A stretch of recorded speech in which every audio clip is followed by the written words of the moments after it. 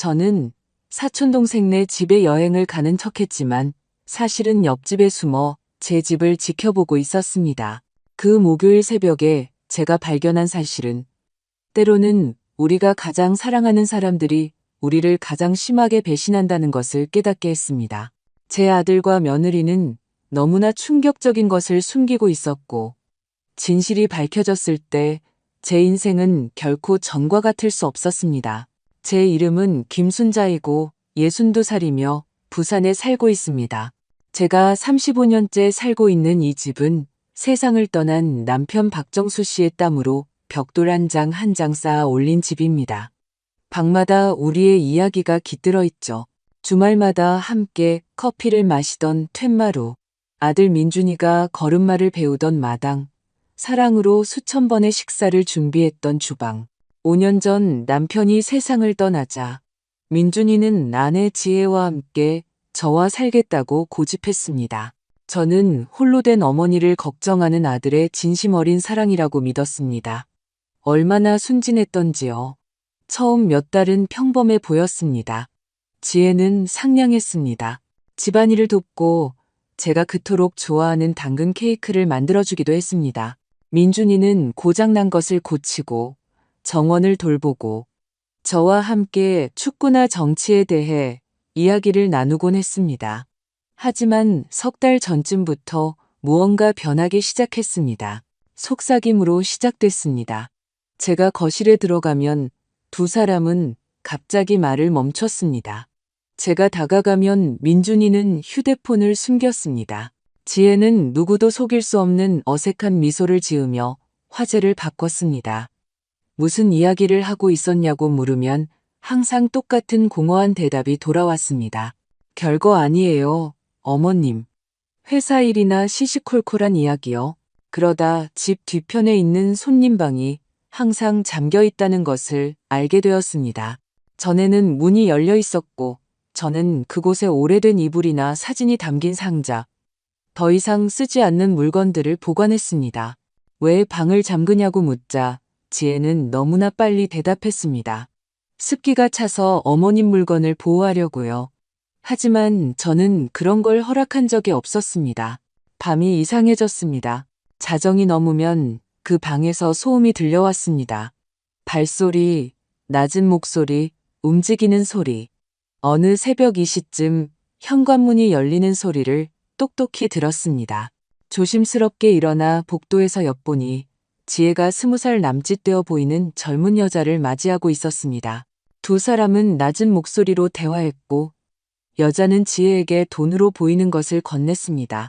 지혜는 재빨리 돈을 세어 바지 주머니에 넣고는 그 여자를 곧장 뒤편 방으로 데려갔습니다.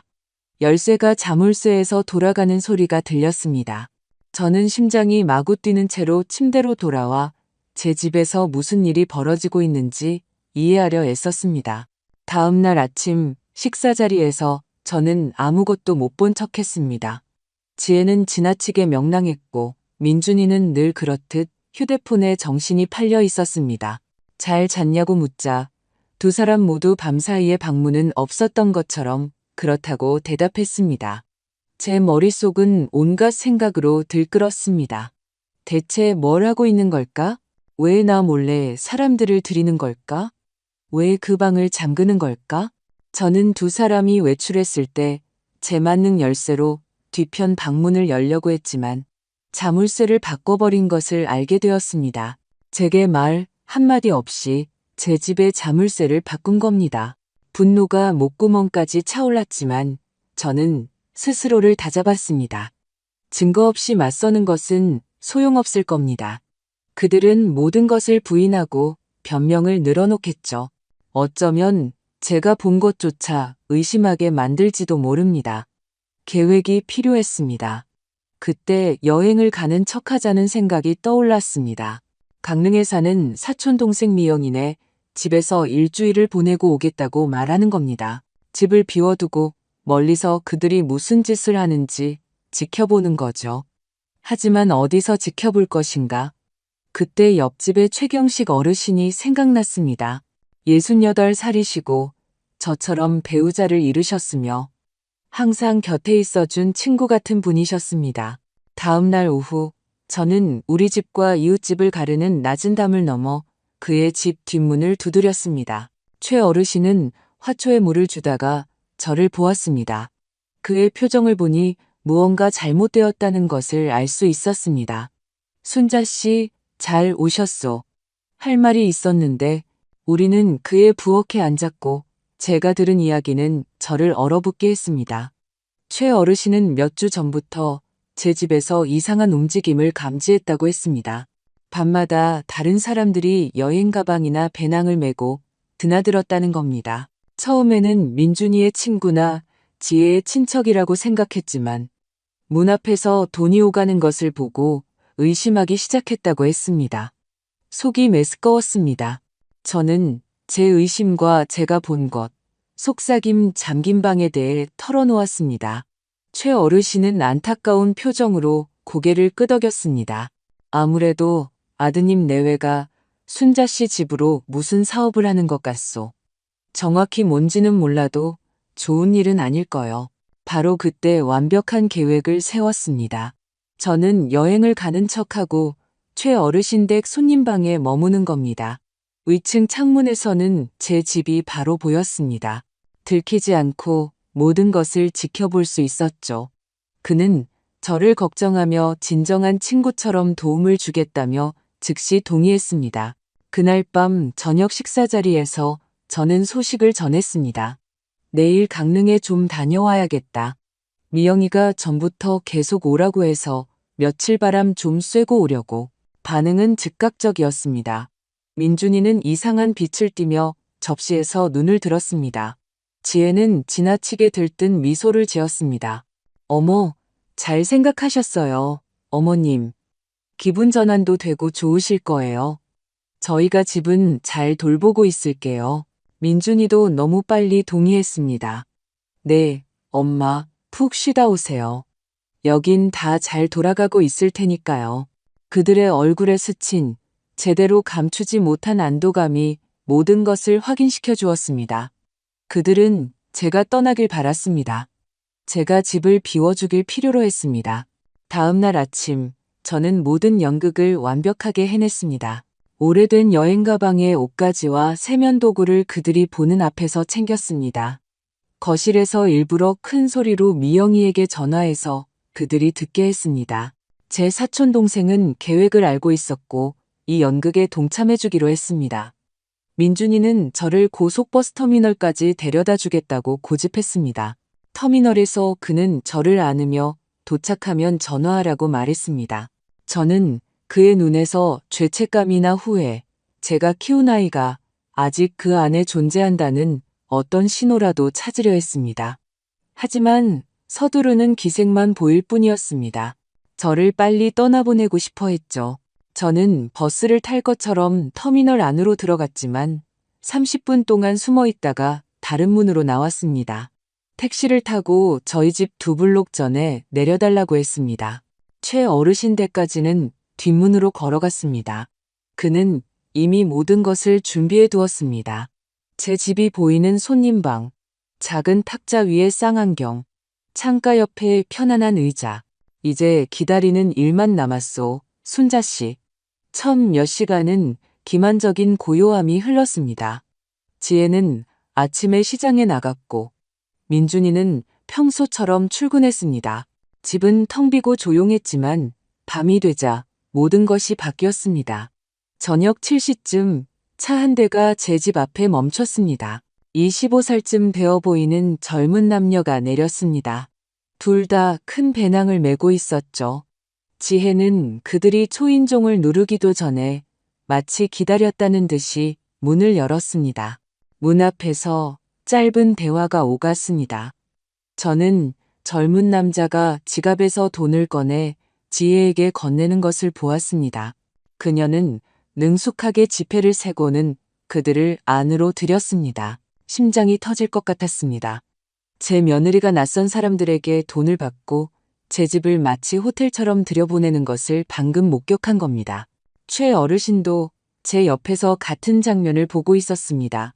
저것 보시오, 순자 씨. 내가 말한 그대로요. 당신 집을 새놓고 있는 거요. 가슴속에서 불길이 치솟는 듯한 분노를 느꼈습니다.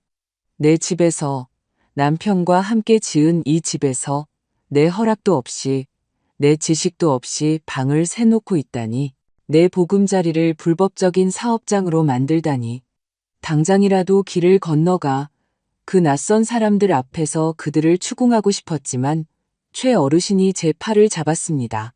진정하시오, 순자 씨. 지금 가면 이것밖에 모르게 돼요.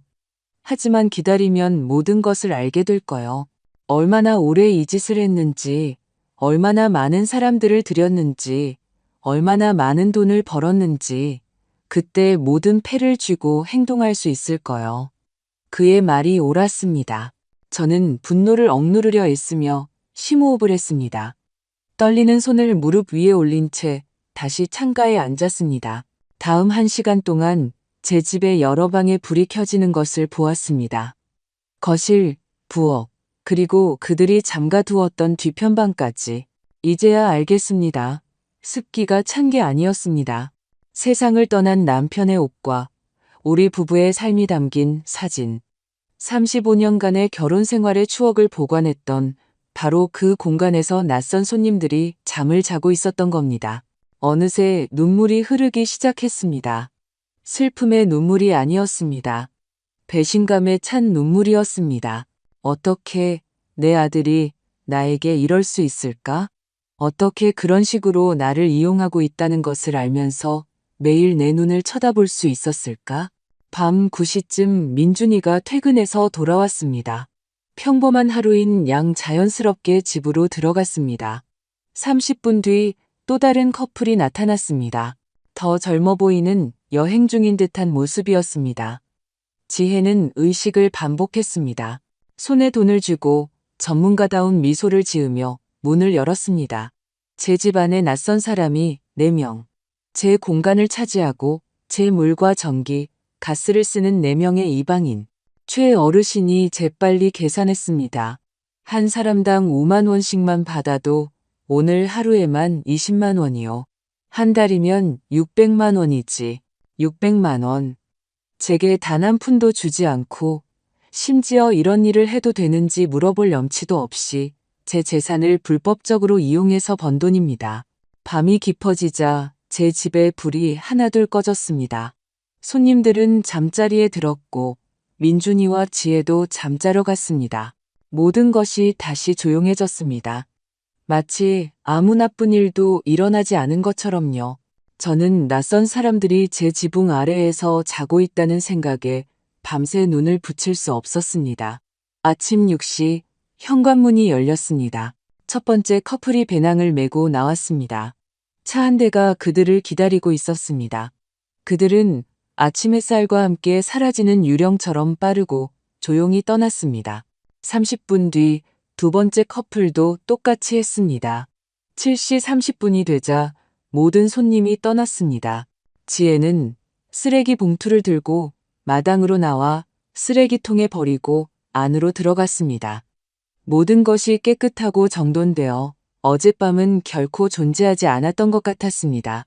민준이는 팔씨의 양복을 입고 서류 가방을 든 채 책임감 있는 남자의 모습으로 출근했습니다. 하지만 이제 저는 진실을 알았습니다. 낮 동안 저는 지혜가 집을 청소하는 것을 지켜보았습니다. 그녀는 침대 시트를 갈고 방을 정리하고 다음 손님을 맞을 준비를 했습니다. 정해진 일과가 있는 사람처럼 효율적으로 일했습니다. 이것은 새로운 일이 아니었습니다. 오랫동안 잘 구축된 시스템이었죠. 밤이 되자 더 많은 손님들이 도착했습니다. 이번에는 세 사람이었습니다. 지혜는 똑같은 방식으로 그들을 맞이했습니다. 돈을 받고 미소를 짓고 문을 열어주었습니다. 저는 최어르신 댁 창가에서 모든 움직임, 모든 거래, 모든 배신을 마음속에 기록하며 계속 지켜보았습니다. 관찰 이틀째 되던 날, 최어르신은 모든 것을 바꿔놓을 이야기를 해주었습니다. 늦은 밤, 거의 자정 무렵이었습니다. 그가 심각한 표정으로 저를 돌아보며 말했습니다. 순자 씨, 알아야 할 게 또 있어. 2주 전에 지혜 씨가 동네 빵집에서 어떤 남자와 이야기하는 걸 봤소. 민준 군이 아니었소. 가죽 서류 가방을 든 잘 차려입은 나이 든 남자였지. 거의 1시간 동안 이야기를 나누더군. 심장이 마구 뛰었습니다. 어떤 남자요? 최 어르신은 말을 잇기 전에 망설였습니다. 누군지는 모르지만 대화 내용 몇 마디를 들었소. 서류, 정신건강 감정, 요양원 같은 말을 하더군. 세상이 무너지는 것 같았습니다. 정신건강, 감정, 요양원. 그 단어들이 경보음처럼 머릿속에서 울렸습니다. 그들은 나를 강탈하고 있을 뿐만 아니라 훨씬 더 끔찍한 것을 계획하고 있었습니다. 최 어르신이 제 어깨에 손을 얹었습니다. 목요일 밤을 잘 지켜보시오, 순자 씨. 매주 목요일마다 움직임이 더 많아지더군. 그때 모든 것을 알게 될 거요. 저는 다음 며칠을 끊임없는 경계 상태로 보냈습니다. 손님들이 오고 가는 것을 지켜보았죠. 지혜는 모든 것을 정확하게 관리했습니다. 민준이는 눈에 띄게 돕지는 않았지만 완벽한 공범이었습니다. 추가 비품을 사오고 정원을 예쁘게 가꾸고 집을 수리했습니다. 그리고 매일 밤 우리가 수년간 가족으로 함께 식사했던 바로 그 식탁에서 함께 돈을 세는 모습을 보았습니다. 목요일이 되었습니다. 아침 일찍부터 분위기가 다르다는 것을 느꼈습니다. 지혜는 집 전체를 더욱 꼼꼼하게 청소했습니다. 신선한 꽃을 사와 거실 꽃병에 꽂았습니다. 수건을 갈고 모든 세부 사항을 확인했습니다. 마치 특별한 것을 준비하는 것 같았습니다. 민준이는 평소보다 일찍 퇴근했습니다. 오후 6시가 되자 그는 이미 집에 와서 마지막 준비를 돕고 있었습니다. 그리고 움직임이 시작되었습니다. 다른 날처럼 한두 명의 손님이 아니었습니다. 단체 손님들이었습니다. 첫 번째 그룹은 5명이었고 그 뒤에 3명이 더 오고 커플이 하나 그리고 젊은이 2명이 따로 왔습니다. 속이 오그라드는 것을 느끼며 마음속으로 숫자를 셌습니다. 제 집안에 11명의 사람들이 있었습니다. 11명의 낯선 이들이 모든 가능한 공간을 차지하고 있었습니다. 거실은 공동구역이 되었고 부엌은 붐볐으며 방은 모두 찼습니다. 제 집은 완전한 호스텔로 변해버렸습니다. 최 어르신은 제 옆에서 믿을 수 없다는 듯 지켜보았습니다. 이렇게 많이 움직이는 건 처음 보오. 목요일이 그들에겐 특별한 날인 모양이오. 저는 재빨리 계산했습니다. 한 사람당 4만 원씩만 받아도 그날 밤에만 44만 원 이상을 버는 셈이었습니다. 시간은 느리게 흘러갔고 손님들은 저녁을 먹고 이야기를 나누고 몇몇은 산책을 나갔다가 돌아왔습니다. 밤 10시가 되자 불이 꺼지기 시작했습니다. 손님들은 잠자리에 들었습니다.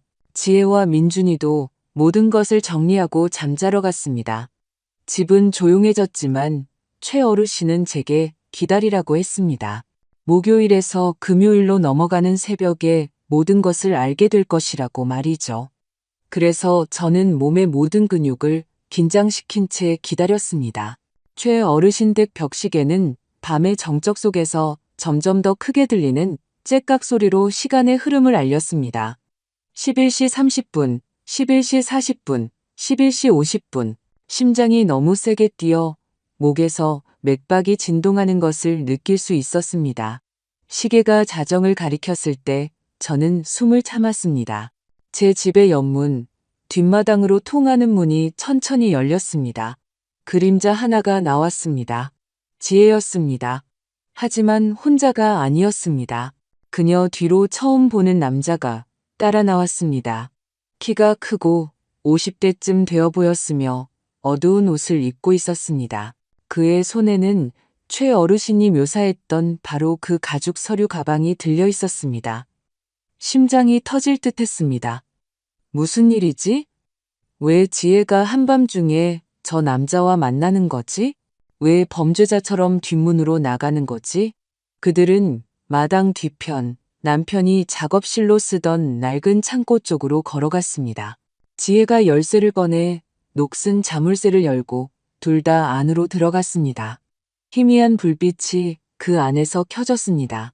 창고의 더러운 창문 너머로는 움직이는 그림자만 보일 뿐이었습니다.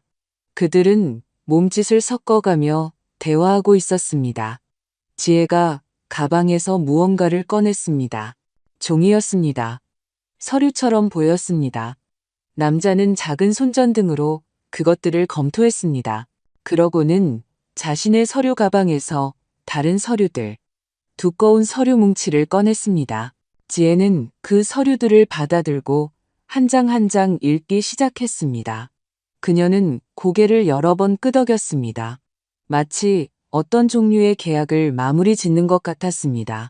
만남은 거의 30분 동안 계속되었습니다. 마침내 남자는 모든 것을 서류 가방에 다시 넣었습니다. 지혜는 창고불을 껐습니다. 그들은 나왔지만 집으로 돌아가는 대신 뒷문 쪽으로 걸어갔습니다. 그곳에는 골목으로 통하는 작은 문이 있습니다. 지혜가 그 문을 열었습니다. 남자는 그곳으로 나가 어둠 속으로 사라졌습니다. 지혜는 문을 닫고 자물쇠를 채운 뒤 옆문으로 다시 집으로 들어갔습니다. 모든 일이 40분도 채 안 되어 일어났습니다. 조용하고 비밀스럽고 주의 깊게 지켜보지 않는 사람에게는 보이지 않게 말입니다. 저는 소파에서 졸고 있던 최 어르신을 깨웠습니다. 다 봤어요. 지혜가 창고에서 어떤 남자랑 만났어요. 서류, 문서를 검토했어요. 뭔가를 꾸미고 있어요. 최 어르신은 눈을 비비며 시계를 보았습니다. 자정반이군. 그 남자는 어둠 속에서 움직이는군. 순자 씨. 이건 단순히 방을 빌려주는 게 아니오. 더 큰일이 벌어지고 있는 거요. 저는 남은 밤 동안 잠을 이룰 수 없었습니다. 마치 적진인 양재 집을 바라보며 창가에 앉아 있었습니다. 금요일 새벽, 손님들이 떠나기 시작했습니다. 어떤 이들은 일찍 떠났고 다른 이들은 주말을 즐기기 위해 남았습니다. 지혜는 남은 사람들을 위해 커피를 준비했습니다. 완벽한 안주인처럼 행동했습니다. 커피, 빵, 과일, 모든 것이 미소와 함께 제공되었습니다. 몇 시간 전에 낯선 남자와 비밀스러운 만남을 가졌다고는 아무도 상상하지 못할 겁니다. 민준이는 평소처럼 출근했습니다. 지혜는 남은 손님들과 함께 혼자 남았습니다. 지금이 기회였습니다. 그 창고에 들어가야 했습니다. 그들이 무언가를 남겨두었는지 그들의 계획에 대한 단서를 찾아야 했습니다. 최 어르신에게 계획을 말했습니다. 그는 저를 말리려 했습니다. 순자 씨, 너무 위험하오. 지혜 씨한테 들키면 어쩌려고? 하지만 저는 결심이 확고했습니다. 저에게 뒷문 열쇠가 있어요. 들키지 않고 골목으로 들어갈 수 있어요. 지혜는 집 앞에서 손님들이랑 바쁘니 저를 못 볼 거예요. 최 어르신은 마침내 포기했지만 망을 봐주기 위해 골목까지 함께 가겠다고 고집했습니다. 우리는 그의 집 뒷문으로 나갔습니다. 조용한 골목을 걸었습니다. 토요일 아침이라 동네는 조용했습니다. 대부분의 사람들은 아직 자거나 집 안에서 커피를 마시고 있었습니다. 제 집 뒷문에 도착했습니다. 떨리는 손으로 열쇠를 꺼냈습니다. 자물쇠가 부드럽게 딸깍 소리를 내며 열렸습니다. 저는 마치 침입자처럼 심장이 미친 듯이 뛰는 채로 제 자신의 마당으로 들어섰습니다. 창고는 문에서 약 15m 떨어져 있었습니다. 저는 제가 몇 년 전에 직접 심은 관목 뒤에 숨어 몸을 숙인 채 걸었습니다. 발걸음 하나하나가 너무 크게 들리고 숨소리 하나하나가 너무 거칠게 느껴졌습니다. 마침내 창고에 도착했습니다. 문에는 남편이 수십 년 전부터 사용하던 간단한 자물쇠가 걸려 있었습니다.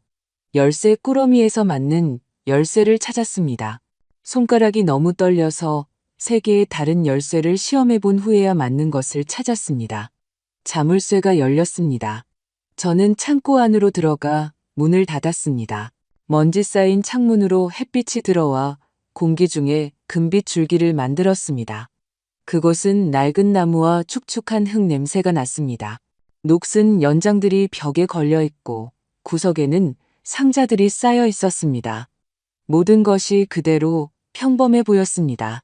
하지만 그때 남편의 오래된 작업대 위에서 다른 무언가를 발견했습니다. 쇠 상자였습니다. 우리 것이 아니었습니다.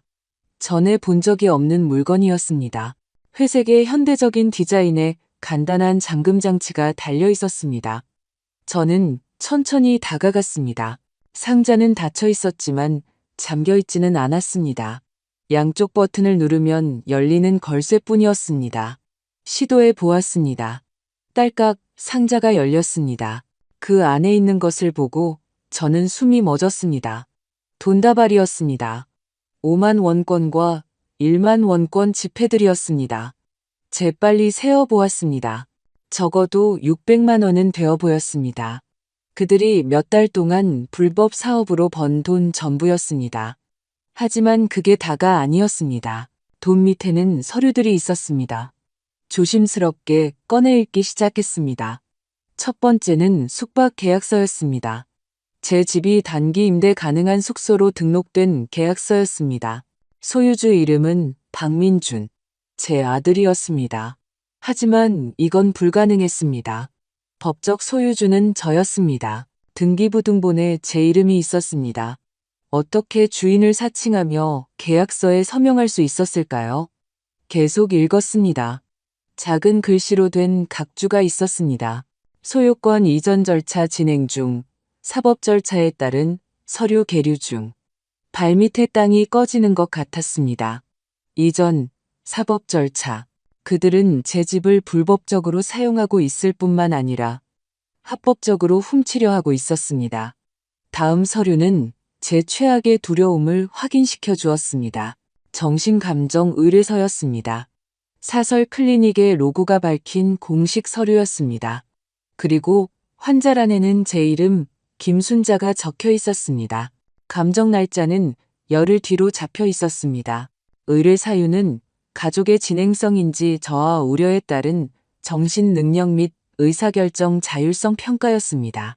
진행성인지 저하, 그들은 저를 노망난 늙은이, 스스로를 돌볼 수 없는 사람, 자신의 결정으로부터 보호받아야 할 사람으로 몰아가고 있었습니다. 모든 것이 거짓말이었습니다. 저는 멀쩡했습니다. 제 정신은 또렷했고 62세 나이에 건강도 좋았습니다. 하지만 그들은 그 의사, 그 가짜 감정, 이미 준비하고 있던 그 절차를 통해 다른 이야기를 만들어낼 작정이었습니다. 서류는 더 있었습니다. 그중 하나는 늘푸른 요양원이라는 노인 요양시설의 견적서였습니다. 월 비용은 250만 원이었습니다. 지속적인 모니터링이 가능한 개인실, 치매 환자를 위한 특별 프로그램이라는 부분에 노란색 형광펜으로 표시가 되어 있었습니다. 그들은 저를 위한 감옥을 찾고 있었습니다. 제가 그곳에 갇혀 있는 동안 제 집과 돈을 즐길 수 있는 비싸고 합법적인 장소를 말입니다. 마지막 서류가 가장 끔찍했습니다. 포괄적 위임장이었습니다. 제 모든 재산, 은행 계좌, 의료 결정에 대한 완전한 통제권을 민준이에게 부여하는 법적 문서였습니다. 문서는 이미 인쇄되어 제 서명만 기다리고 있었습니다. 그리고 그 옆에는 지혜가 쓴 손글씨 메모가 있었습니다. 김 원장 진료 중 가벼운 진정제 투여 가능 확인. 유도된 혼란 상태에서 서명 확보할 것. 증인들 이미 섭외 완료. 추가 비용 200만 원. 손이 너무 떨려서 서류를 떨어뜨릴 뻔했습니다. 그들은 저에게 약을 먹이고 부패한 의사에게 데려가서 저를 혼란스럽게 할 약물을 투여하고 제가 무슨 일이 벌어지는지 이해하지 못하는 상태에서 그 위임장에 서명하게 할 작정이었습니다. 돈으로 매수한 증인들은 제가 의식이 있었다고 말할 테고요. 서류상으로는 모든 것이 합법적이지만 현실은 모두 거짓이었습니다. 밖에서 목소리가 들렸습니다. 저는 얼어붙었습니다. 지혜가 누군가와 아마도 손님과 이야기하고 있었습니다. 너무 가까웠습니다. 저는 재빨리 휴대폰을 꺼내 모든 서류를 사진으로 찍었습니다. 모든 페이지, 모든 주석, 모든 세부 사항을 말이죠. 손이 떨렸지만 증거를 확보하는 데 성공했습니다. 모든 것을 원래 있던 대로 상자에 다시 넣었습니다. 상자를 닫고 창고를 잠그고 몸을 숙인 채 뒷문으로 달려갔습니다. 최 어르신이 괴로운 얼굴로 골목에서 저를 기다리고 있었습니다. 잡힌 줄 알았소. 거의 30분이나 있었잖소. 저는 말을 할 수 없었습니다. 그저 사진이 담긴 휴대폰을 보여주었을 뿐입니다. 최 어르신은 휴대폰 화면을 보며 사진을 한 장씩 넘겼고 그의 얼굴은 점점 더 창백해졌습니다. 맙소사, 순자 씨. 이건 완전한 범죄 계획이요. 당신을 강탈하는 것뿐만 아니라 완전히 파괴하려는 거요. 더 이상 참을 수 없는 눈물이 얼굴을 타고 흐르는 동안 저는 고개를 끄덕였습니다. 누군가에게 전화해야 해요. 지금 당장 무언가를 해야 해요. 더 이상 기다릴 수 없어요. 우리는 최 어르신 댁으로 돌아왔습니다. 여전히 떨리는 손으로 저는 변호사 친구인 윤서현에게 전화했습니다. 우리는 20년 전 자수 모임에서 만났습니다. 그녀는 항상 똑똑하고 학구적이었으며 40살에 법학을 공부해 가사 및 상속 전문 변호사가 되었습니다. 지금 벌어지고 있는 일의 법적 의미를 이해하는 데 도움을 줄 수 있는 사람이 있다면 바로 그녀였습니다.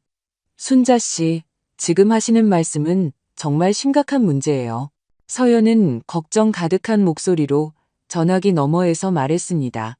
만약 허가 없이 세금도 내지 않고 소유주인 순자 씨 동의 없이 숙박업을 운영하고 있다면 사기, 재산의 부당 사용, 탈세 등 여러 범죄를 저지르고 있는 거예요.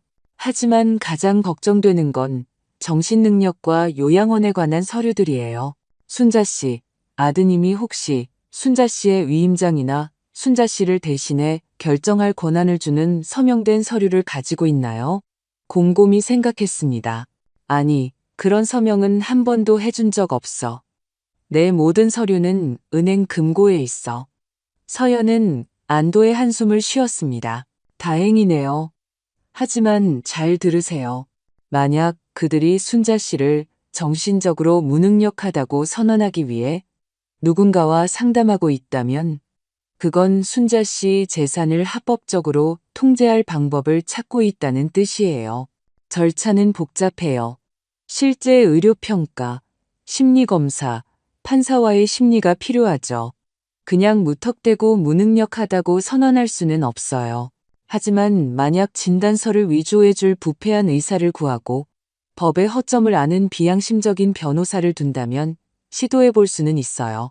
그리고 만약 그들이 성공한다면 순자 씨, 그들은 순자 씨를 강제로 요양원에 입원시키고 합법적으로 집을 차지할 수 있어요. 공포가 저를 덮쳤습니다. 어떻게 해야 하지, 서연아? 그녀는 잠시 생각했습니다. 첫째, 그들이 하는 모든 일에 대한 구체적인 증거가 필요해요. 사진, 영상, 증언. 서류 사진은 이미 확보했으니 아주 좋아요. 둘째, 법적 서류들을 보호해야 해요. 그들이 아무 것에도 접근하지 못하게 하세요. 셋째, 충분한 증거가 모이는 대로 우리는 소송을 제기할 거예요. 법적 절차는 제가 모두 처리할게요. 하지만 순자 씨, 정말 조심해야 해요. 만약 그들이 순자 씨가 무언가 알고 있다는 걸 의심하면 계획을 서두르거나 극단적인 시도를 할 수 있어요. 그녀의 말에 피가 차갑게 식었습니다. 극단적인 시도라니 어떤? 서연은 대답하기 전에 망설였습니다. 의사 앞에서 혼란스러워 보이도록 음식에 약을 타는 것 같은 거요. 순자 씨가 불안정해 보이는 상황을 만들거나 스스로를 돌볼 수 없다는 증거를 조작하는 거죠. 그런 사례들을 본 적이 있어요. 순자 씨. 사람들이 생각하는 것보다 흔한 일이에요. 저는 차가워진 손으로 전화를 끊었습니다. 이제 위험의 크기를 이해했습니다. 그들은 단지 저를 강탈하는 것이 아니라 더 나쁜 운명을 준비하고 있었습니다. 제 자율성, 제 집, 제 정체성을 잃고 무능력자로 선언되어 제 아들과 며느리가 제가 이룬 모든 것을 차지하는 동안 요양원에 갇히는 것. 그리고 이 모든 것이 의사와 변호사가 서명한 서류와 진실을 결코 알지 못할 판사와 함께 합법이라는 명목 아래 이루어지는 것. 일요일, 서연이 최어르신 댁으로 왔습니다. 그녀는 믿을 만한 법무사 한 분을 모시고 왔습니다. 강철민이라는 60대 신사로 진지하지만 온화한 인상이었습니다. 김순자 여사님, 겪고 계신 일에 대해 정말 유감입니다. 그가 제 손을 잡으며 말했습니다.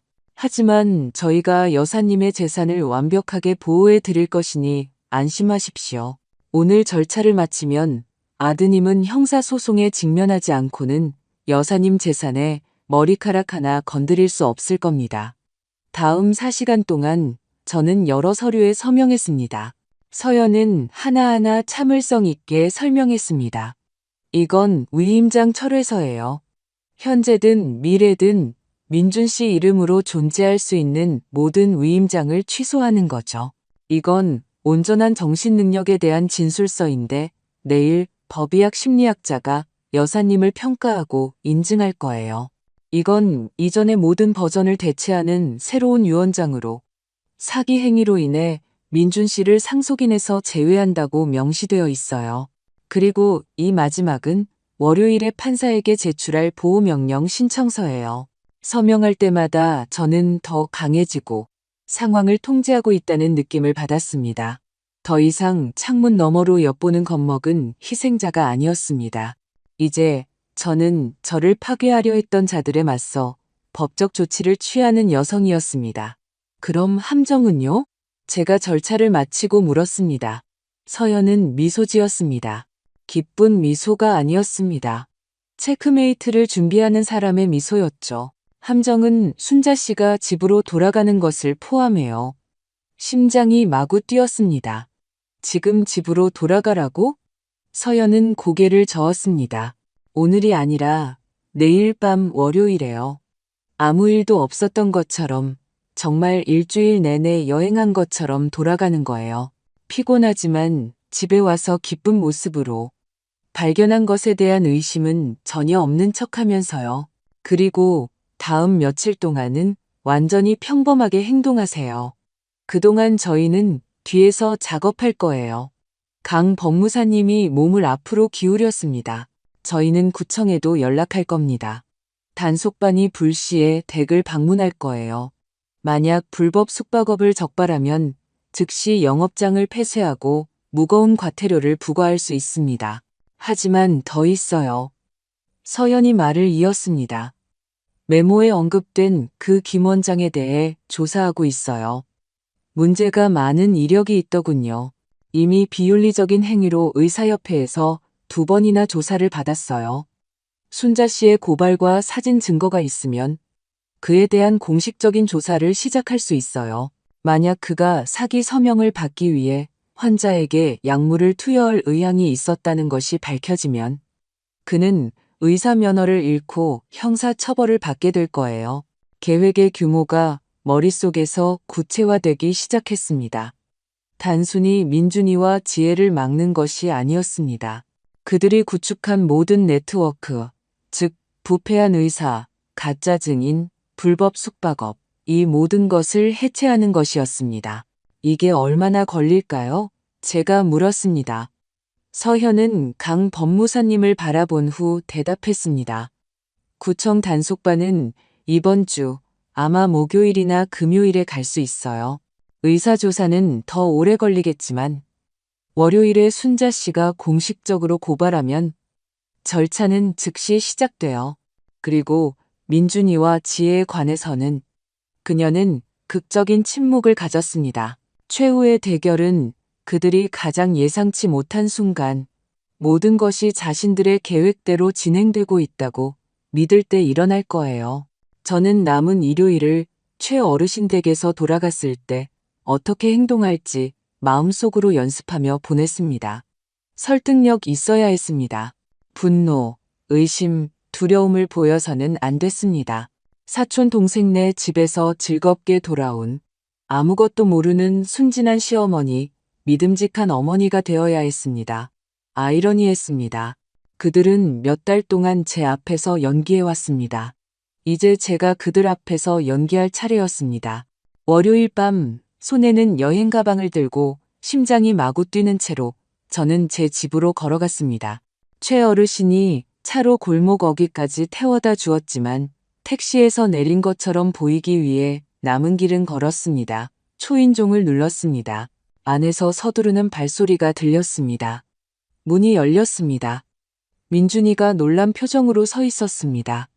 엄마, 내일 오시는 줄 알았는데. 저는 어머니가 아들에게 간직하는 애정 어린 미소를 지었습니다. 비록 제 마음은 산산조각 나 있었지만요. 하루 일찍 오기로 했어. 집이 그리워서. 지혜가 민준이 뒤에서 나타났습니다. 그녀의 미소는 완벽했습니다. 너무나 완벽했죠. 어서 오세요, 어머님. 여행은 어떠셨어요? 저는 적진에 들어서는 기분으로 집에 들어섰습니다. 모든 것이 평범해 보였습니다. 깨끗하고 정돈되어 있었죠. 불과 이틀 전에 그 공간을 차지했던 손님들의 흔적은 전혀 없었습니다. 지혜는 증거를 지우는데 완벽한 일을 해냈습니다. 여행은 아주 좋았어.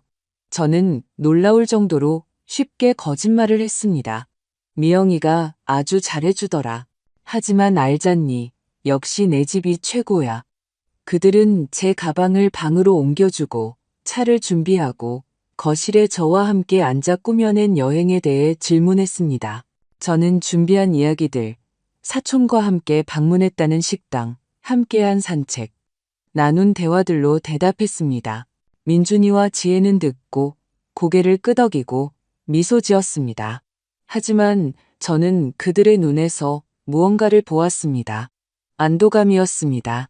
제가 의심 없이 돌아온 것에 대한 안도감. 비밀이 여전히 지켜지고 있다는 것에 대한 안도감. 집이 참 예쁘구나. 제가 주위를 둘러보며 말했습니다. 완벽하게 잘 돌봤네.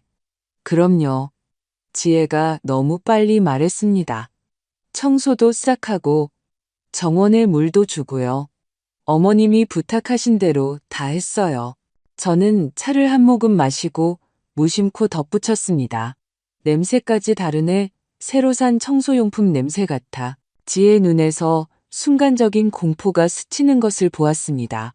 아, 네, 대청소를 했어요. 어머님 돌아오시면 모든 게 완벽했으면 해서요. 거짓말. 그녀는 제 집을 차지했던 수십 명의 낯선 사람들의 흔적을 지우기 위해 청소한 것이었습니다. 그날 밤 저는 일주일 만에 제 침대에서 잤지만 제대로 잠들 수는 없었습니다. 깨어있는 채로 귀를 기울였습니다. 11시쯤 민준이와 지혜의 방에서 희미한 목소리가 들려왔습니다. 그들은 다급한 속삭임으로 대화하고 있었습니다. 저는 조용히 일어나 맨발로 그들의 방문까지 걸어갔습니다. 문틈에 귀를 갖다 댔습니다. 어머니가 뭔가 의심하는 것 같아? 긴장된 민준이의 목소리였습니다. 아니, 아무것도 의심 안 해. 지혜가 자신있게 대답했습니다. 늘 똑같으셔. 순진하고 잘 믿으시잖아. 계획은 계속되는 거야. 김 원장은? 민준이가 물었습니다. 다 해결됐어. 지혜가 확인했습니다. 진료는 다음 주 금요일이야. 아침 식사 때 음식에 진정제를 넣을 거야. 정기 검진 받으러 모시고 간다고 말하면 돼. 어머님이 서명한 게 뭔지 깨달았을 땐 이미 너무 늦었을 거야. 위임장은 등록될 거고 우린 완전한 통제권을 갖게 되는 거지. 침묵이 흘렀습니다. 그러자 민준이가 제 아들의 것이라고는 거의 알아볼 수 없는 목소리로 말했습니다. 그리고 나서는 지혜가 차갑게 대답했습니다. 입원시키는 거지. 장소는 이미 알아봤어. 늘 푸른 요양원, 인지 저하 환자도 받아준대. 한 달에 한 번씩 찾아가서 겉모습만 유지하면 돼. 그동안 이 집은 완전히 우리 것이 되는 거야. 완전히 우리 것. 그 말들이 칼처럼 저를 찔렀습니다. 저는 얼굴에 눈물을 흘리며 조용히 제 방으로 돌아왔습니다. 하지만 그것은 패배의 눈물이 아니었습니다. 순수한 분노와 강철 같은 결심의 눈물이었습니다. 그들은 자신들의 운명을 결정지었습니다. 저는 방금 완전한 자백을 들었고, 비록 녹음하지는 못했지만 이제는 정확한 날짜를 포함한 계획의 모든 세부 사항을 알게 되었습니다. 다음 주 금요일, 완벽한 함정을 실행할 시간이 일주일도 채 남지 않았습니다. 화요일 아침, 저는 아무 일도 없었던 것처럼 행동했습니다. 커피를 끓이고 아침을 준비하고 민준이와 지혜와 시시콜콜한 이야기를 나눴습니다. 그들 역시 연기하고 있었습니다. 우리는 이 섬뜩한 연극 속의 배우들이었습니다. 각자 다른 대본을 알고 있었지만 저에게는 한 가지 이점이 있었습니다. 저는 그들이 연기하고 있다는 것을 알았고 그들은 제가 연기하고 있다는 것을 몰랐습니다.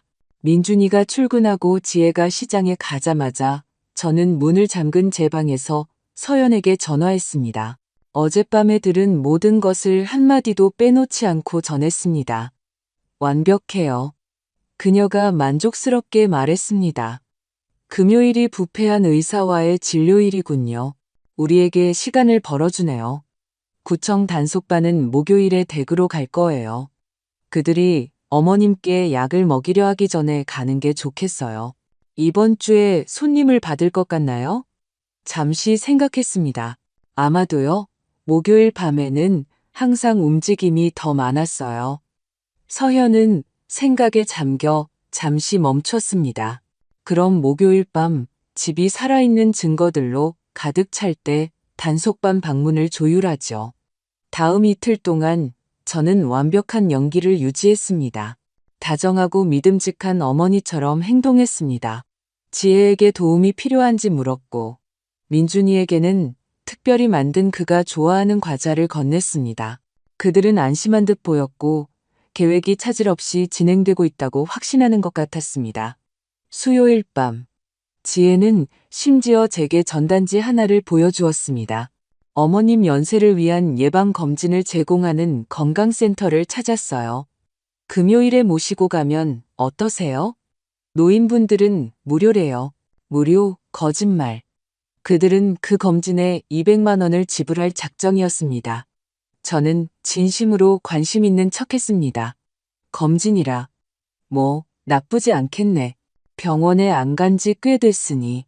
지혜는 안도하며 미소 지었습니다. 잘 됐네요. 금요일 오전 10시로 예약했어요. 제가 모시고 갈게요. 속으로는 피가 끓었지만 저는 다정하게 고개를 끄덕였습니다. 그녀는 자신이 더 큰 함정에 빠졌다는 것을 모른 채 덫을 놓고 있었습니다. 목요일 오후 지혜와 민준이가 밤 손님들을 맞을 준비를 하는 동안 제 휴대폰이 진동했습니다. 서연에게서 온 메시지였습니다. 단속반 밤 9시 방문 확정. 경찰 인근 대기. 단속반 도착하면 방에 계세요. 저희가 모두 처리하겠습니다. 심장이 더 빨리 뛰기 시작했습니다. 오늘 밤 그들의 세계가 무너지기 시작할 것이었습니다. 예상대로 손님들은 7시쯤부터 도착하기 시작했습니다. 먼저 큰 배낭을 맨 젊은 커플, 그 다음엔 함께 여행하는 듯한 젊은이 3명, 그리고 작은 여행 가방을 든 여성 1명이었습니다. 8시 30분에는 8명의 낯선 이들이 제 집을 차지하고 있었습니다. 지혜는 모범적인 안주인 역할을 했고 민준이는 짐을 나르고 방을 안내하며 전문가다운 미소를 지었습니다. 저는 제 방에서 책을 읽는 척했지만 사실은 시계를 보며 기다리고 있었습니다. 1분이 1시간처럼 느껴졌습니다. 8시 40분, 8시 50분, 9시 5분 전. 그리고 그때 제가 기다리던 소리가 들렸습니다. 초인종 소리. 단호하고 권위적인 예상된 손님의 초인종 소리가 아니었습니다. 권위를 가진 누군가의 소리였죠. 서두르는 발소리, 누구냐고 묻는 민준이의 목소리, 그리고 밖에서 들려오는 강한 남성의 목소리가 들렸습니다. 구청 단속반입니다. 문 좀 열어주십시오. 침묵. 무겁고 짙은 침묵. 그리고 문이 천천히 열리는 소리가 들렸습니다. 단속반이요? 무슨 문제라도 있습니까? 평정을 유지하려 애쓰지만 그러지 못하는 민준이의 목소리였습니다. 이 주소지에 불법 숙박업을 한다는 익명 제보가 들어왔습니다. 현장을 확인해야겠습니다. 무슨 착오가 있으신 것 같네요. 평소보다 날카로운 지혜의 목소리가 들렸습니다. 여기는 개인주택입니다. 저희는 아무 사업도 하지 않아요. 그렇다면 제가 확인하는데 문제 없으시겠군요.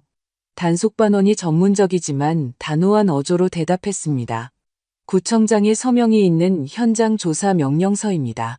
자발적으로 들여보내주시지 않으면 경찰과 압수수색 영장을 가지고 다시 오겠습니다. 또 다른 침묵이 흘렀습니다. 그러자 민준이가 포기했습니다. 물론입니다. 들어오시죠. 저는 문틈으로 엿보았습니다. 거실 일부가 보였습니다. 단속반원은 45세쯤 되어 보이는 남자로 구청 공식 셔츠를 입고 손에는 서류철을 들고 있었습니다. 그의 뒤에는 카메라를 든 보조원으로 보이는 젊은 남자가 따라왔습니다. 그들은 집을 둘러보기 시작했습니다. 단속반원이 질문했습니다. 여기에 상주하는 인원은 몇 명입니까? 민준이가 떨리는 목소리로 대답했습니다. 3명입니다. 제 어머니와 아내, 그리고 저입니다. 단속반원은 거실을 둘러보았습니다. 그곳에는 8명의 손님들이 있었고 몇몇은 소파에 앉아 있고 다른 이들은 서 있었으며 모두 혼란스러운 표정이었습니다. 그럼 이분들은 누구십니까? 지혜가 즉흥적으로 둘러대려 했습니다. 방문한 친구들입니다. 단속반원은 손님 중 한 명인 30대 남성에게 다가갔습니다. 가족의 친구분이십니까? 그 젊은이는 솔직하게 혹은 긴장해서 대답했습니다. 아닙니다. 인터넷으로 방을 예약했습니다. 하룻밤에 5만 원을 냈습니다. 민준이의 얼굴이 창백해졌습니다. 지혜가 끼어들려 했습니다. 혼동하신 겁니다. 단속반원님, 무슨 말씀이신지 모르겠네요. 하지만 단속반원은 이미 방들로 향하고 있었습니다. 제 손님방이었던 문을 열었습니다. 그 안에는 3명의 젊은이들이 있었고 배낭은 열려 있고 침대 위에는 옷가지가, 욕실에는 세면도구가 널려 있었습니다. 그럼 이분들도 친구분이십니까? 지혜의 침묵이 충분한 대답이었습니다. 단속반원은 서류철에서 무언가를 꺼냈습니다. 그는 점유된 방위수를 세기 시작했고 각 방을 촬영했습니다. 1호실 비거주자 2명 점유, 2호실 비거주자 3명 점유, 3호실 비거주자 1명 점유, 다중 사용 흔적이 있는 공용 화장실, 3명 이상을 위한 주방용품, 복도에 쌓인 여분의 수건, 모든 문장은 그들의 불법관을 밝히는 또 하나의 못이었습니다. 민준이는 마지막 변호를 시도했습니다. 단속반원님, 이건 오해입니다. 가끔 숙소가 필요한 지인들을 도와주기는 하지만 사업은 아닙니다. 단속반원이 그를 가로막았습니다. 이 숙박에 대해 돈을 받고 계시죠? 민준이가 망설였습니다. 가끔 경비에 보태라고 도움을 받기도 합니다. 단속반원은 고개를 저었습니다. 그걸 사업이라고 합니다. 숙박사업. 그리고 숙박사업을 운영하려면 영업허가, 관광사업자 등록증, 소방안전증명서, 위생증명서, 그리고 관련 세금 납부가 필요합니다. 이 서류들 중 하나라도 가지고 계십니까? 완전한 침묵이 흘렀습니다. 지혜와 민준이는 패배한 채 서로를 쳐다보았습니다. 그들은 아무것도 없다는 것을 알았습니다. 단속반원은 말을 이었습니다. 지방자치법에 따라 무허가로 상업적 숙박시설을 운영하는 것은 1천만 원의 과태료가 부과되는 중대한 위반 행위입니다. 또한 국세청의 미신고 소득에 대해 통보될 것임을 알려드립니다. 그리고 이 부동산은 기록에 따르면 어떠한 상업 활동도 허가하지 않은 김순자 씨 명의로 등록되어 있으므로 이는 타인 재산의 사기적 사용에 해당할 수도 있습니다. 바로 지금이라고 느꼈습니다. 저는 방문을 열고 나갔습니다. 혼란스러운 손님들, 전문적인 표정의 단속반원, 순수한 공포에 질린 얼굴의 민준이와 지혜, 모든 시선이 제게 쏠렸습니다. 안녕하세요. 저는 차분한 목소리로 말했습니다. 제가 이 부동산의 소유주인 김순자입니다. 단속반원이 정중하게 고개를 끄덕였습니다. 김순자 여사님, 댁에서 숙박시설 운영을 허가하셨습니까? 저는 아들과 며느리의 눈을 똑바로 쳐다보며 잠시 망설였습니다. 아니요, 단속반원님. 아무것도 허가하지 않았습니다. 사실, 저도 며칠 전에야 이 상황을 알게 되었습니다. 지혜가 제 쪽으로 한 걸음 다가왔습니다. 어머님, 제가 설명할 수 있어요. 저는 손을 들어 그녀를 막았습니다. 설명은 필요 없다. 지혜야, 지금은 아니야. 저는 단속반원에게 몸을 돌렸습니다. 이제 어떻게 되는 건가요? 그가 서류철을 닫았습니다. 현재 손님들은 즉시 이 부동산에서 퇴거해야 합니다. 짐을 쌀 시간 30분을 드리겠습니다. 아드님과 며느님은 과태료에 대한 공식 통지서를 받게 되며 다음 주에 구청에 출두해야 합니다. 경찰에도 연락해 두었습니다. 퇴거의 지원이 필요할 경우를 대비해 경찰 2명이 밖에 대기하고 있습니다. 다음 30분은 혼란스러웠습니다. 손님들은 서둘러 짐을 챙겼고 몇몇은 지혜에게 환불을 요구했습니다. 그녀는 가방에 돈을 보관하고 있었고 단속반원의 감시 아래 돈을 돌려줘야 했습니다. 민준이는 말문이 막힌 채 마비되어 자신의 불법 사업이 순식간에 무너지는 것을 지켜보고 있었습니다. 마지막 손님이 나가자 단속반원은 제게 공식 보고서 사본을 건넸습니다. 김순자 여사님, 변호사와 상담하시는 것을 추천합니다. 손해배상을 청구할 권리가 있으십니다. 이미 변호사가 있습니다. 단속반원님, 오늘 수고 많으셨습니다. 단속반원과 보조원이 나가자 집은 죽음과 같은 침묵에 휩싸였습니다. 우리 셋은 거실에 남았습니다. 저는 창가에 서 있었고 민준이는 소파에 앉아 머리를 감싸 쥐고 있었습니다. 지혜는 문 근처에 팔짱을 낀 채 궁지에 몰린 짐승 같은 표정으로 서 있었습니다. 먼저 입을 연 것은 그녀였습니다. 목소리는 더 이상 다정하거나 계산적이지 않았고 절박했습니다. 어머님, 이게 나쁘게 보인다는 건 알아요. 하지만 저희도 사정이 있었어요. 집 관리비가 너무 많이 나오고 빚도 있었고요. 저는 천천히 그녀를 향해 돌아섰습니다. 사정? 빚? 그래서 내 허락도 없이 내 집을 불법 사업장으로 만드는 게 정당화된다는 거니? 지혜가 제 쪽으로 한 걸음 다가왔습니다. 언젠가는 말씀드리려고 했어요. 단지 돈을 좀 모으고 싶었을 뿐이에요. 그 전에. 뭐 하기 전에? 제가 날카로운 목소리로 말을 끊었습니다. 나한테 약을 먹이고 사기 위임장에 서명하게 하기 전에. 뒤이은 침묵은 귀가 먹먹할 정도였습니다. 지혜는 창백해졌습니다. 민준이는 충격으로 눈을 크게 뜨고 갑자기 고개를 들었습니다. 어떻게? 민준이가 말을 시작했지만 목소리가 나오지 않았습니다. 어떻게 아냐고? 제가 그의 질문을 완성했습니다. 난 여행 간 적이 없으니까. 여기 있었거든. 너희들의 비열하고 계산된 계획의 모든 세부 사항을 지켜보고 발견하면서 저는 거실 중앙으로 걸어가 그들이 뒷걸음질 치게 만드는 강렬한 시선으로 둘을 쳐다보았습니다. 불법 숙박업 계획에 대해 알아. 창고에 숨겨둔 돈에 대해서도 알아. 김 원장에 대해서도 알아. 금요일에 나를 진정시키려던 진료에 대해서도 알아. 나한테 서명하게 하려던 위임장에 대해서도 알아. 그리고 나를 입원시키려던 늘푸른 요양원에 대해서도 알아. 지혜는 미친 듯이 고개를 저었습니다. 아니에요. 아니에요. 어머님이 생각하시는 그런 게 아니에요. 네, 의사 선생님과 얘기는 했지만 그건 단지 예방 차원에서 어머님 건강이 걱정돼서 그런 거였어요. 거짓말 그만해. 제 목소리가 제 집의 벽을 울리며 소리쳤습니다. 내가 서류들을 찾았어. 지혜야. 내 눈으로 직접 봤다고. 내 손으로 쓴 메모도 읽었어.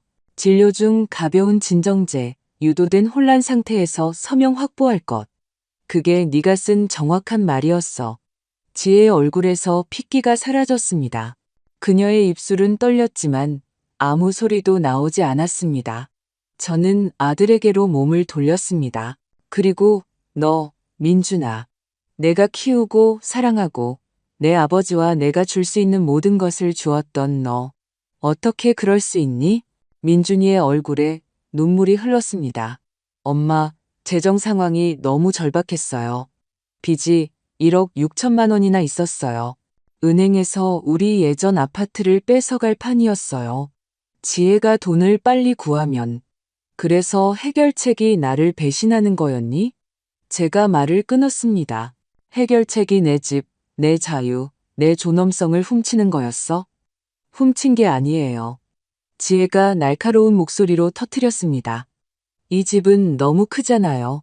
어머님 혼자 사시고요. 저희는 그냥 남는 공간을 활용했을 뿐이에요. 그리고 위임장은 어머님을 보호하기 위한 거였어요. 연세가 드시니까 누군가 대신 결정을 내려줘야 하잖아요. 난 62살이야. 제가 차가운 목소리로 말했습니다. 80도, 90도 아니고 62. 내 정신은 완벽하게 또렷하고 건강도 좋아. 누가 날 대신에 결정해줄 필요 없어. 너희가 계획했던 건 보호가 아니라 합법을 가장한 납치였어. 민준이가 비틀거리며 일어섰습니다. 엄마, 제발요. 우리 해결할 수 있어요. 돈 전부 돌려드릴게요. 원하시면 집에서 나갈 수도 있어요. 하지만 제발 고발만은 하지 마세요. 경찰에 가면 우리 감옥 갈 수도 있어요. 저는 그의 눈을 바라보았습니다. 언젠가 순수한 아이의 사랑으로 저를 바라보던 그 눈. 심장이 산산조각 나는 것 같았습니다. 그럼 내가 어떻게 하길 바랐니? 민준아? 너희가 나한테 약을 먹이게 놔둘까? 너희가 내 재산을 즐기는 동안 요양원에 가둬두게 놔둘까? 그렇게까지 하려던 건 아니었어요. 민준이가 중얼거렸습니다. 지혜가 그냥 선택지를 알아본 것뿐이지 저는 절대로. 어젯밤 너희 대화를 들었어. 제가 다시 말을 끊었습니다. 네가 바로 그걸 계획하는 걸 들었어. 한 달에 한 번씩 찾아가서 겉모습만 유지하겠다고 말하는 걸 들었어. 나를 관리해야 할 장애물, 형식적인 존재로 만드는 걸 들었어. 민준이는 소파에 주저앉아 흐느꼈습니다. 지혜는 석고상처럼 굳어 있었습니다. 완벽한 며느리의 가면이 마침내 산산조각 났습니다. 저는 평정을 유지하려 애쓰며 심호흡을 했습니다. 내일은 금요일이야. 너희는 오전 10시에 나를 김 원장에게 데려갈 계획이었지. 당연히 그 일은 일어나지 않을 거야. 대신 일어날 일은 이거야. 너희 짐을 싸서 내 집에서 나가. 내일 정오까지야. 지혜가 즉시 반응했습니다. 저희를 내쫓으신다고요? 저희는 어디로 가라고요? 날 배신하기 전에 그걸 생각했어야지. 제가 감정 없이 대답했습니다. 가족도 있고 친구도 있잖아. 알아서 해. 엄마, 제발요. 민준이가 애원했습니다. 이렇게 나갈 수는 없어요. 전세 보증금 낼 돈도 없어요. 아무것도 없다고요. 창고 상자에 600만 원 있잖아. 제가 가리켰습니다. 내 재산으로 불법적으로 번 돈, 그걸 보증금으로 써. 물론 구청 과태료랑 변호사 비용으로 써야 할지도 모르지만 지혜가 빛나는 눈으로 저를 향해 돌아섰습니다. 그녀의 목소리에는 더 이상 다정함이 없었고 도끼만 가득했습니다. 아세요? 좋아요. 당신의 소중한 집에서 나가드리죠. 하지만 이게 끝이라고 생각하지 마세요. 변호사 선임할 거예요. 과태료에 이의를 제기하고 부당 퇴거로 소송을 걸 거예요. 저는 재미없다는 듯 미소 지었습니다. 마음대로 해, 지혜야. 변호사 선임해. 하지만 경고하는데 내 변호사는 아주 유능하고 모든 사기 서류, 모든 범죄 계획, 내 불법 영업의 모든 세부 사항에 대한 사진 증거를 가지고 있어. 숨겨진 돈, 가짜 계약서, 나에게 약을 먹이는 것에 대한 메모 사진까지다. 정말 그걸 가지고 재판에 가고 싶니? 지혜의 얼굴이 무너져 내렸습니다. 그녀는 마침내 자신이 완전히 패배했다는 것, 제가 한 수 위였다는 것, 그들이 저를 파괴할 계획을 세우는 동안 제가 두 걸음 앞서 있었다는 것을 깨달았습니다. 너희가 알아야 할 게 하나 더 있어. 제가 말을 이었습니다. 내 변호사는 이미 내 이름으로 존재할 수 있는 모든 위임장을 철회하는 서류를 제출했어. 법의학 심리학자가 인증한 온전한 정신능력 진술서도 제출했고, 사기 행위로 인해 민준이를 상속인에서 구체적으로 제외하는 새로운 유언장도 제출했어. 민준이가 갑자기 고개를 들었습니다. 저를 상속에서 제외했다고요? 목소리는 충격과 고통이 뒤섞여 있었습니다. 뭘 기대했니?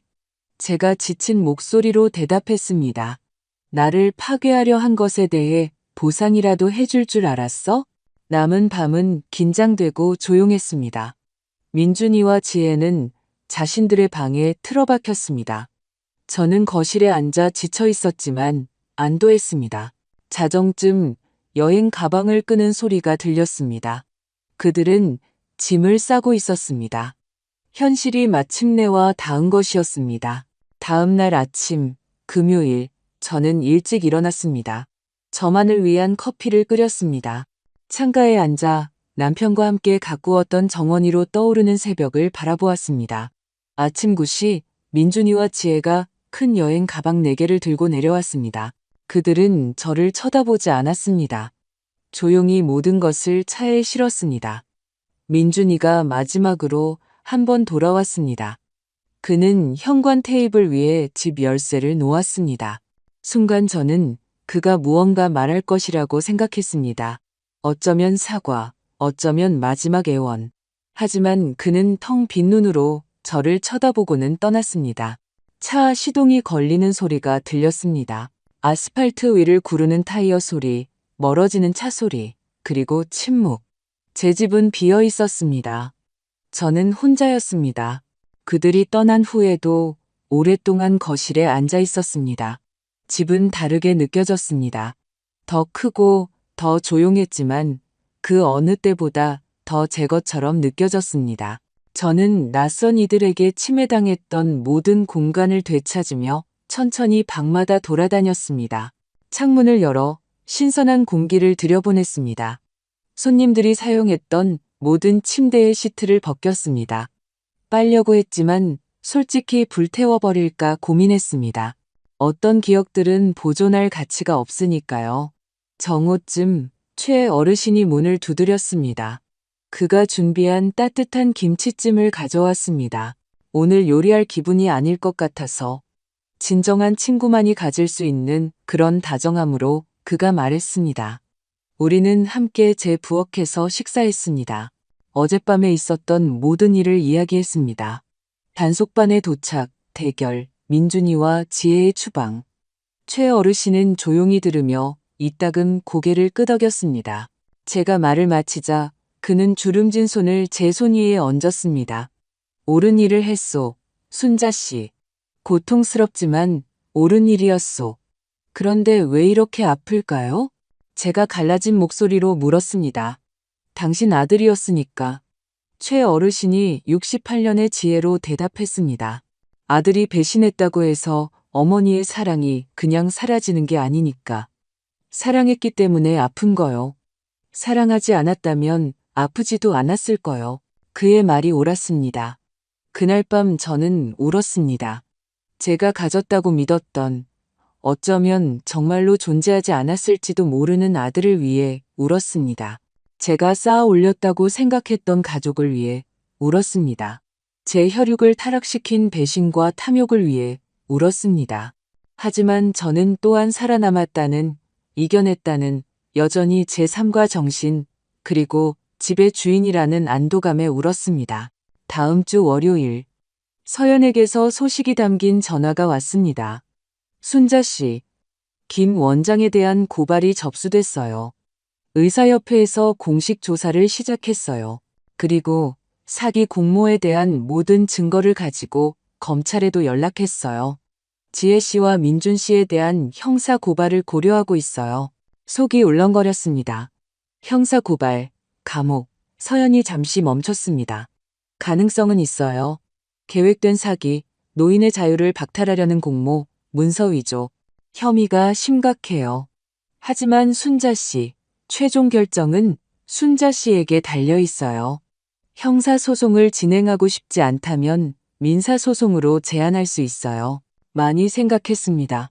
제안의 한 부분은 그들이 저에게 하려 했던 일에 대해 온전히 대가를 치르기를 바랐지만 여전히 어머니인 다른 부분은 아들이 감옥에 있는 모습을 견딜 수 없었습니다. 서연아, 김 원장 관련해서는 모든 걸 진행해줘. 그 남자는 면허를 잃어야 마땅해. 하지만 민준이와 지혜에 관해서는 생각할 시간이 필요해. 서연은 이해했습니다. 형사 고발 시효가 만료되기 전까지 한 달의 시간이 있어요. 차분히 생각해 보세요. 2주 후 편지 한 통을 받았습니다. 민준이에게서 온 것이었습니다. 봉투는 여러 번 썼다 지운 것처럼 구겨져 있었습니다. 떨리는 손으로 편지를 열었습니다. 글씨는 제 아들의 것이었지만 말은 망가진 한 남자의 것이었습니다. 엄마, 제가 엄마의 용서를 받을 자격이 없다는 걸 알아요. 제가 한 짓은 용서받을 수 없는 일이라는 것도 알고요. 변명의 여지가 없어요. 탐욕에 눈이 멀었어요. 지혜가 우리 문제의 유일한 해결책이라고 설득했지만 제가 약했어요. 그냥 내버려뒀고 동참했고 이제는 이 세상에서 저를 가장 사랑해준 사람을 배신했다는 무게를 안고 매일 살아가요. 편지는 계속되었습니다. 저희 헤어졌어요. 지혜랑. 그렇게 비열한 계획을 세울 수 있는 사람과는 더 이상 함께할 수 없었어요. 작은 아파트로 혼자 이사했어요. 스캔들이 터지면서 직장도 잃었고요. 지금은 건설 현장 인부로 일하면서 조금씩 빚을 갚고 있어요. 용서를 구하려고 편지를 쓰는 게 아니에요. 전 그럴 자격이 없으니까요. 단지 정말 죄송하다는 걸 알려드리고 싶었어요. 시간을 되돌릴 수만 있다면 모든 것을 바꿀 텐데 엄마에게 한 짓에 대한 기억이 매일 밤 저를 괴롭혀요. 편지는 간단하게 끝맺었습니다. 사랑했어요. 사랑해요. 그리고 엄마를 잃은 것을 후회해요. 더 이상 아들이라 불릴 자격이 없는 민준 올림. 그 글들을 읽으며 울었습니다. 제 안의 한 부분은 편지를 찢어버리고 모든 것을 잊고 싶었지만 최 어르신이 언급했던 그 어머니의 부부는 아들의 고통을 느꼈습니다. 그것이 그의 행동을 정당화하지는 않았습니다. 결코 정당화할 수 없을 겁니다. 하지만 그것은 진짜 고통이었고 진짜 후회였습니다. 적어도 저는 그렇게 믿고 싶었습니다. 저는 편지를 서랍에 넣어두었습니다. 답장할 준비가 되지 않았습니다. 어쩌면 영원히 그럴지도 모릅니다. 하지만 버릴 수도 없었습니다. 한 달 후 저는 형사 고발에 대한 결정을 내려야 했습니다. 서연의 사무실에 그녀와 마주 앉았습니다. 고발을 진행하면 어떻게 되나요? 그녀는 솔직하게 말해주었습니다. 아마 둘 다 3년에서 5년의 징역형을 받을 거예요.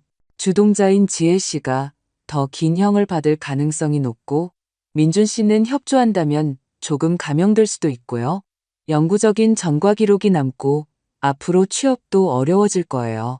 기본적으로 그들의 인생의 낙인이 찍히는 거죠. 저는 심호흡을 했습니다. 진행하지 않으면요? 서연이 몸을 앞으로 기울였습니다. 구청 과태료는 여전히 유효해요. 갚아야 할 겁니다. 김 원장은 민준 씨와 지혜 씨에 대한 순자 씨의 결정과 상관없이 면허를 잃을 거고요. 그리고 민사적으로는 이미 순자 씨나 순자 씨 재산에 접근하는 것이 법적으로 금지되어 있어요. 저는 눈을 감았습니다. 남편을 생각했습니다. 그라면 무엇을 원했을까? 탐욕에 물들기 전에 민준이의 어린 시절을 생각했습니다.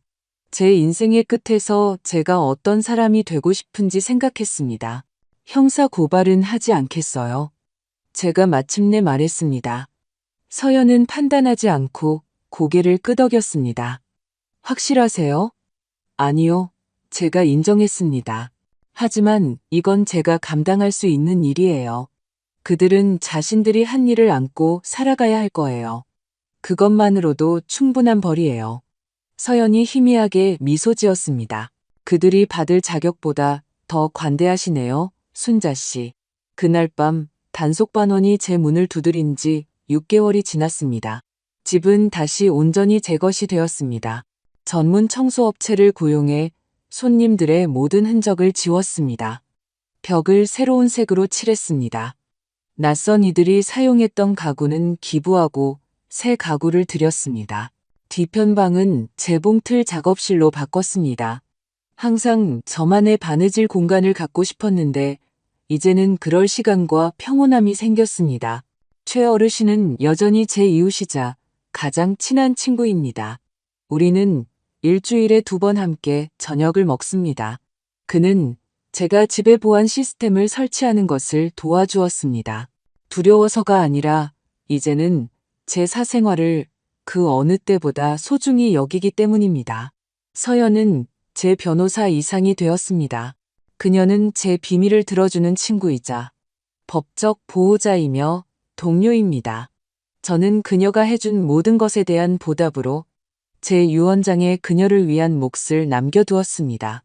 그리고 민준이 그 편지 이후로 직접적인 연락은 없었지만 지인들을 통해 그가 여전히 건설 현장에서 일하며 빚을 갚고 혼자 살고 있다는 것을 압니다. 어떤 날은 그의 편지에 답장을 할까 생각합니다. 어떤 날은 전화를 걸어볼까 생각합니다. 하지만 그러다 창고의 상자, 저에게 약을 먹이려던 서류들, 요양원에 입원시키려던 대화들을 떠올리면 상처가 다시 피를 흘립니다. 어쩌면 언젠가 용서할 수 있을지도 모릅니다.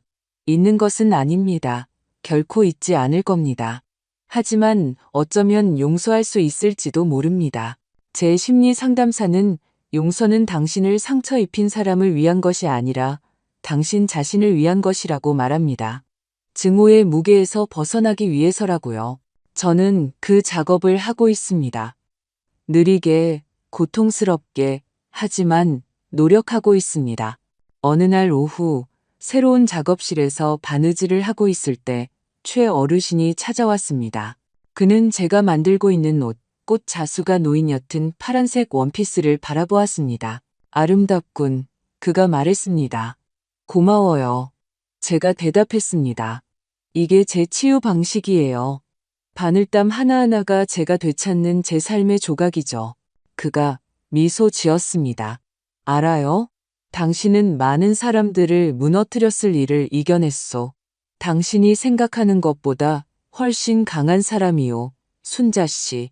그날 밤 조용하지만 안전한 제 집에서 잠자리에 들 준비를 하며 일어났던 모든 일을 생각했습니다. 가짜 여행, 최 어르신 댁 창문에서 엿보던 밤, 창고와 그 비밀들, 숨을 죽이고 완전한 진실을 보았던 새벽, 대결, 승리, 그리고 그 뒤에 온 고통과 외로움. 저는 거울 속의 저를 보았습니다. 예전보다 주름이 많아지고 눈빛은 더 슬퍼졌지만 더 현명해진 62살의 여자를 보았습니다. 생존자를 보았습니다. 가장 사랑했던 사람에게 배신당하고도 여전히 서 있는 사람을 보았습니다. 사랑은 함정을 위한 완벽한 위장일 수 있다는 걸 배웠어. 저는 제 모습에 속삭였습니다.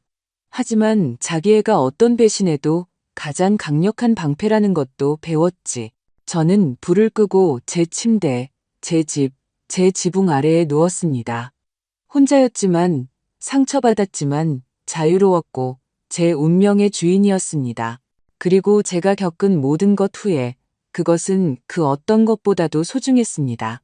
몇 달이 더 지나고 삶은 새롭고 더 느리고 더 조용하지만 진실된 리듬을 찾아갔습니다. 동네 성당의 자수 모임에 나가기 시작했습니다. 제 나이 또래의 다른 여성들을 만났고 각자의 이야기와 아픔, 극복의 경험을 나누었습니다. 새로운 무언가의 일부가 된 기분이었습니다. 최 어르신은 저를 원예 동호회에 소개해 주었습니다. 토요일 아침마다 우리는 모여 꺾꽂이 순을 교환하고 기술을 공유하며 꽃과 식물에 대해 이야기했습니다. 가장 큰 폭풍우가 지나간 후에도 삶은 계속된다는 것, 재건이 가능하다는 것, 다른 방식으로 어쩌면 더 조심스럽게. 하지만 진짜로 다시 행복해질 수 있다는 것을 배웠습니다. 어느 토요일 오후 정원의 장미덤불을 가지치기 하고 있을 때 차 한 대가 집 앞에 멈추는 것을 보았습니다. 차에서 내린 사람이 누구인지 알아봤을 때 심장이 마구 뛰었습니다. 민준이었습니다. 그는 달라져 있었습니다. 더 야위었고 힘든 일을 하는 사람의 수수한 옷차림, 깎지 않은 수염, 피곤한 눈. 우리는 한참 동안 서로를 바라보았습니다. 그는 대문 밖에서, 저는 손에 아직 전지가위를 든 채 정원 한가운데서 안녕하세요 엄마. 그가 낮은 목소리로 거의 속삭이듯 말했습니다. 안녕, 민준아. 제 목소리는 생각보다 단단하게 나왔습니다. 그는 땅을 내려다 보았습니다. 제가 여기 있을 자격이 없다는 걸 알아요. 저를 보고 싶어 하지 않으신다는 것도 알고요. 하지만 오늘로 1년이 됐어요. 모든 일이 일어난 지 1년. 그래서 와야 했어요. 멀리서라도 엄마를 뵙고 싶었어요. 1년. 그렇게 많은 시간이 흘렀다는 것을 깨닫지 못했습니다. 그는 말을 계속했습니다. 마치 1000번은 연습한 것처럼 단어들이 빠르게 쏟아져 나왔습니다. 저 변했어요, 엄마. 물론 그게 제가 한 짓을 지우지는 못하겠죠. 아무것도 그걸 지울 수는 없어요. 하지만 전 변했어요. 매주 상담을 받아요. 빚의 절반을 갚았고요. 정직하게 일해요. 매일 아침 5시에 일어나서 공사 현장으로 가요. 그리고 매일 이 세상에서 저를 가장 사랑해준 사람을 배신했다는 무게를 짊어지고 살아요. 그의 얼굴에 눈물이 흐르기 시작했습니다. 용서를 구하러 온 게 아니에요. 전 그럴 자격이 없으니까요. 돌아오게 해달라고 하러 온 것도 아니에요. 그럴 수 없으니까요. 단지 죄송하다고, 그리고 모든 면에서 엄마가 옳았다고 말씀드리러 왔어요. 저를 내쫓으신 것도, 상속에서 제외하신 것도, 행동에는 결과가 따른다는 것을 보여주신 것도요. 저는 가위를 든 채 서서 제 심장이 죄어오는 것을 느꼈습니다. 제 안의 한 부분은 그에게 달려가 어릴 때 다쳤을 때처럼 안아주고 싶었습니다. 하지만 여전히 피 흘리는 다른 부분은 저를 제자리에 묶어두었습니다. 민준이는 손등으로 눈물을 닦았습니다. 이제 갈게요. 단지 제가 더 나은 사람이 되려고 노력하고 있다는 걸. 언젠가 엄마가 자랑스러워할 수 있는 사람이 되기 위해 매일 싸우고 있다는 걸 알아주셨으면 했어요. 비록 그날이 영원히 오지 않을지라도요. 그가 돌아서서 가려고 할 때 별 생각 없이 제 목소리가 나왔습니다. 민준아, 그가 멈춰서서 돌아섰습니다. 저는 대문 쪽으로 2걸음 다가갔습니다. 정말 상담받고 있니? 제가 물었습니다.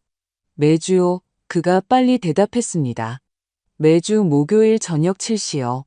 많은 것을 이해하는 데 도움이 됐어요. 제가 어떻게 조종당했는지, 하지만 또 어떻게 조종당하게 내버려뒀는지, 탐욕이 어떻게 제 눈을 멀게 했는지, 어떻게 제 인생에서 가장 중요한 사람을 거의 파괴할 뻔했는지 알게 됐어요. 저는 천천히 고개를 끄덕였습니다. 빚은 1억 6천만 원 중에 8,800만 원 갚았어요. 열심히 일하고 할 수 있을 땐 언제나 초과 근무를 해요. 잠은 거의 못 자지만 상관없어요. 제가 저지른 난장판을 수습하기 위해 할 수 있는 최소한의 일이니까요. 우리는 잠시 침묵했습니다. 바람이 우리 주위에 나무잎을 흔들었습니다. 널 용서할 준비가 안 됐어, 민준아. 제가 마침내 말했습니다. 목소리는 떨렸지만 단호했습니다. 너와 지혜가 나에게 하려던 짓은 너무 잔인하고 너무 계산적이었어. 알아요, 엄마. 알아요. 그리고 어쩌면 영원히 준비가 안 될지도 몰라. 제가 말을 이었습니다. 어쩌면 이 상처는 완전히 아물지 않을지도 몰라. 그는 더 많은 눈물을 흘리며 고개를 끄덕였습니다. 이해해요. 하지만 저는 심호흡을 했습니다. 하지만 어쩌면 시간이 지나면, 아주 오랜 시간이 지나면 우리가 무언가를 재건할 방법을 찾을 수 있을지도 몰라. 예전처럼은 아니야. 그건 다시는 불가능해. 하지만 어쩌면 새롭고 다른 무언가를 그의 눈이 작은 희망의 불꽃으로 빛났습니다. 진심이세요? 모르겠어. 제가 솔직하게 인정했습니다. 단지 네가 내 아들이라는 것만 알아. 네가 나를 얼마나 상처 입혔든, 내 신뢰를 얼마나 깨뜨렸든, 여전히 내 안의 한 부분은 사람이 변할 수 있다는 것, 속죄할 수 있다는 것을 믿고 싶어해. 민준이가 흐느꼈습니다. 그 기회를 받을 자격이 있다는 걸 증명하기 위해 제 남은 인생을 바칠게요. 엄마, 맹세해요. 약속하지 마, 민준아. 제가 지친 목소리로 말했습니다. 행동으로, 시간으로, 꾸준함으로 보여줘. 네가 정말 변했다는 걸 보여줘. 그러면 어쩌면, 아주 어쩌면, 언젠가 우리가 다시 같은 식탁에 앉을 수 있을지도 몰라. 그가 힘차게 고개를 끄덕였습니다. 그렇게 할게요. 매일 보여드릴게요. 가끔, 그냥 어떻게 지내시는지 알기 위해 전화드려도 될까요? 저는 망설였습니다. 그러고는 천천히 고개를 끄덕였습니다. 한 달에 한 번. 그 이상은 안 돼. 난 내 삶을 재건하고 있어, 민준아. 공간이 필요해. 치유할 시간이 필요해. 한 달에 한 번이라도 완벽해요. 그가 감사함이 가득한 목소리로 말했습니다. 고맙습니다, 엄마. 문을 완전히 닫지 않아 주셔서 고맙습니다. 그는 차로 돌아갔습니다. 차에 타기 전에 한 번 더 돌아섰습니다. 사랑해요, 엄마. 항상 사랑했어요. 그 끔찍한 짓들을 할 때조차도요. 그게 아무것도 정당화하지 못한다는 걸 알지만 그건 진실이에요. 저는 대답하지 않았습니다. 단지 그가 차에 타서 떠나는 것을 지켜보았습니다. 차가 모퉁이에서 사라졌을 때 다리에 힘이 풀렸습니다. 정원 벤치에 앉아 울었습니다. 그 대화 동안 참았던 모든 것을 쏟아냈습니다. 최 어르신이 몇 분 뒤에 나타났습니다. 그는 창문에서 모든 것을 보았지만 제 사생활을 존중해 주었습니다. 그는 말없이 제 옆에 앉았습니다. 잘했소. 그가 마침내 말했습니다. 문을 닫지는 않았지만 활짝 열지도 않았지. 틈을 남겨둔 거요. 치유란 그렇게 하는 거요. 조금씩, 조심스럽게. 제가 옳은 일을 한 걸까요? 제가 물었습니다. 나도 모르겠소, 순자 씨. 그가 정직하게 대답했습니다. 시간만이 알려주겠지. 하지만 그에게 증명할 기회를 준 것은 옳은 일이었고, 말이 아니라 진짜 변화를 봐야 한다는 것을 분명히 한 것도 옳은 일이었소. 다음 며칠 동안 저는 그 만남과 민준이의 말, 언젠가 우리가 어떤 종류의 관계를 재건할 수 있을 가능성에 대해 많이 생각했습니다. 예전 같지는 않을 겁니다. 깨진 신뢰는 결코 똑같이 재건되지 않습니다. 항상 균열이 남습니다. 하지만 어쩌면 순진함이 아닌 자각, 경계의 명확함, 노력으로 얻은 상호 존중 위에 세워진 새로운 무언가로 변모할 수도 있을 겁니다. 서연은 제가 모든 문을 닫지 않은 것이 잘한 일이라고 말했습니다.